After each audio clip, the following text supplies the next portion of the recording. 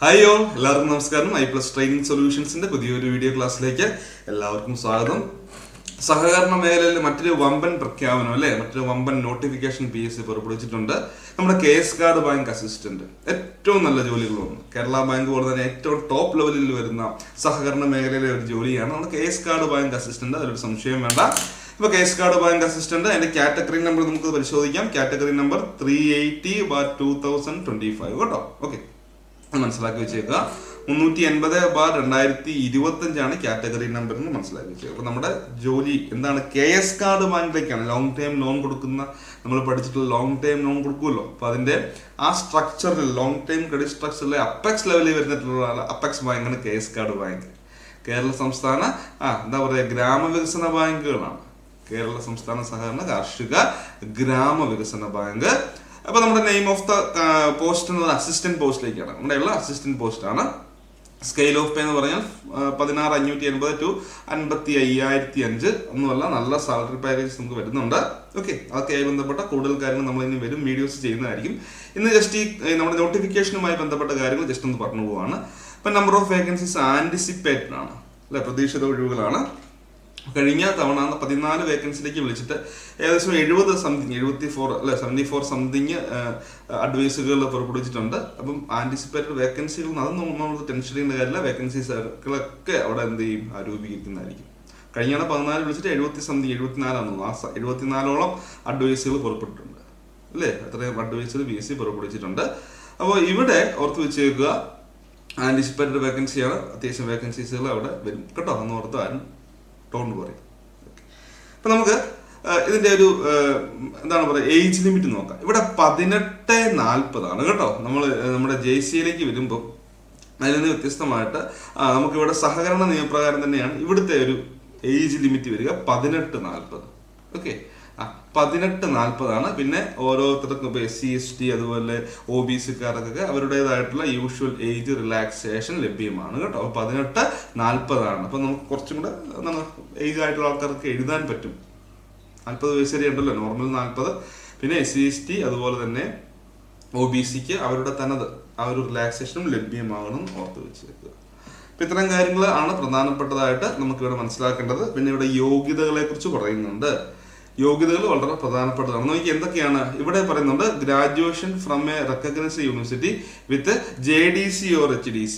അപ്പം ഇവിടെ പറയുന്നത് ഒന്നെങ്കിൽ BCom corporation, okay, BCom corporation, അല്ലെങ്കിൽ എനി ഡിഗ്രി, ഏതെങ്കിലും ഒരു degree, any degree plus JDC അല്ലെങ്കിൽ HDC. പിന്നെ പറയുന്നുണ്ട് ഇതുകൂടെ നോക്കിക്കുക, BSc corporation and banking from Kerala agriculture university. Kerala കാർഷിക യൂണിവേഴ്സിറ്റി എന്നുള്ള BSc കോർപ്പറേഷൻ ആൻഡ് ബാങ്കിങ് യോഗ്യതയുള്ളവർക്കും ഈ ഒരു പരീക്ഷ എഴുതാവുന്നതാണ്. ക്ലിയർ അല്ലേ? ഇപ്പോൾ ആലോചിച്ച് നോക്കിയേ. അപ്പോൾ graduation from recognised university, okay, ഏതെങ്കിലും ഒരു degree plus JDC or HDC അല്ലേ, പ്ലസ് JDC or HDC, അതായത് ഏതെങ്കിലും ഡിഗ്രി അതിനോടൊപ്പം JDCയോ അല്ലെങ്കിൽ HDCയോ, അല്ലെങ്കിൽ BCom കോർപ്പറേഷനോ അല്ലെങ്കിൽ BSc corporation and banking from agricultural university. ഇതാണ് നമ്മുടെ യോഗ്യത. ഈ യോഗ്യതയുള്ളവർക്ക് പരീക്ഷ എഴുതാം 18-40.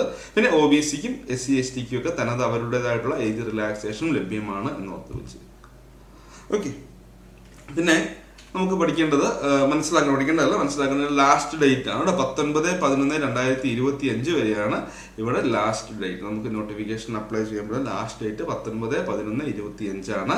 ഇത്രയും സമയം നമ്മൾ വൈകിപ്പിക്കേണ്ട, എത്രയും പെട്ടെന്ന് തന്നെ എന്ത് ചെയ്യുക, നമുക്ക് ഈ ഒരു അപ്ലൈ ചെയ്യുക. നിങ്ങൾ വൺ ടൈം എന്താ പറയുക, നിങ്ങൾക്ക് ഓൾറെഡി ഒരു പ്രൊഫൈൽ ഉണ്ടെങ്കിൽ ഓക്കെ. അപ്പം ഏറ്റവും പ്രധാനപ്പെട്ട കാര്യം മനസ്സിലാക്കുക, നമ്മൾ കേരള PSC ഒറ്റത്തവണ രജിസ്ട്രേഷൻ, വൺ ടൈം രജിസ്ട്രേഷനിൽ കൂടെ പ്രൊഫൈൽ ക്രിയേറ്റ് ചെയ്ത് അതിൽ കൂടെ വേണം അപ്ലൈ ചെയ്യാൻ.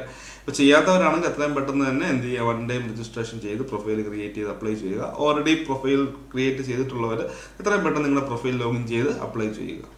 ഓക്കെ, അപ്പം നല്ല ഒരു അവസരമാണ്. KS കാർഡ് എന്ന് പറഞ്ഞാൽ ഞാൻ വീണ്ടും പറഞ്ഞ അപ്പെക്സ് ലെവലിൽ വരുന്ന അപ്പെക്സ് ഫെഡറേഷൻ, അപ്പെക്സ് എന്താണ് ബാങ്കാണ്, അപ്പെക്സ് ബാങ്ക്.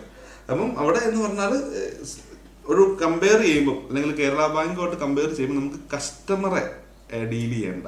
ഇപ്പോൾ ഒരു കേരള ബാങ്കിലാണെങ്കിൽ നമ്മളവിടെ ഇൻഡിവിജ്വൽ കസ്റ്റമേഴ്സിനെയൊക്കെ ഡീൽ ചെയ്യണം, അങ്ങനെ കുറച്ച് കാര്യങ്ങളൊക്കെയാണ്. പക്ഷേ KS കാർഡ് വരുമ്പോൾ അത്രയും അങ്ങനെ കസ്റ്റമർ ഡീലിങ്സോ കാര്യങ്ങളോ ഒന്നുമില്ല. നമ്മൾ P കാർഡ് ബാങ്കിന്റെ കാര്യങ്ങളൊക്കെ നോക്കി അങ്ങ് സെറ്റായാൽ മതി.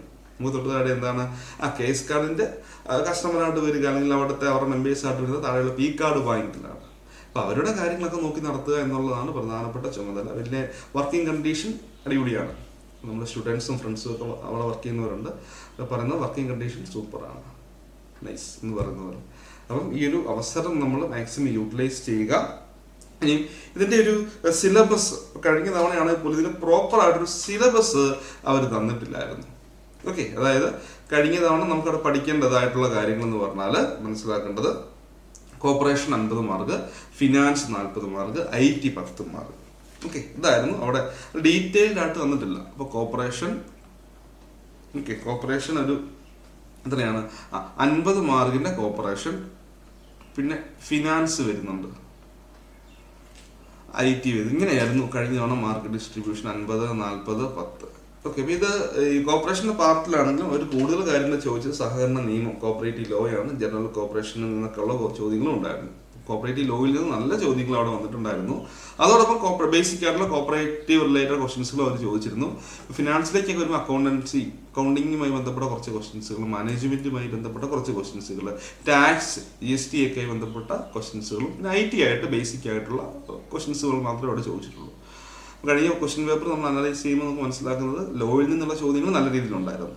ഓക്കെ, അത് നല്ല ക്വസ്റ്റ്യൻസുകളായിരുന്നു, അത്യാവശ്യം നല്ല ക്വസ്റ്റ്യൻസുകളായിരുന്നു അവർ ലോയുടെ ഭാഗത്തു നിന്ന് ചോദിച്ചത്. പിന്നെ കോർപ്പറേഷൻ വലിയ സീനില്ലായിരുന്നു. ഫിനാൻസ് അത്യാവശ്യം പഠിക്കേണ്ട ഒരു ഏരിയയാണ്, കാരണം ഒരുപാട് കാര്യങ്ങളോട് ഇൻക്ലൂഡ് ചെയ്ത് വരുന്നുണ്ട്. ടാക്സും കാര്യങ്ങളും മാനേജ്മെൻറ്റും ഒക്കെ വരുന്ന ഒരു ഏരിയയാണ് ഫിനാൻസ് എന്ന് പറയുക.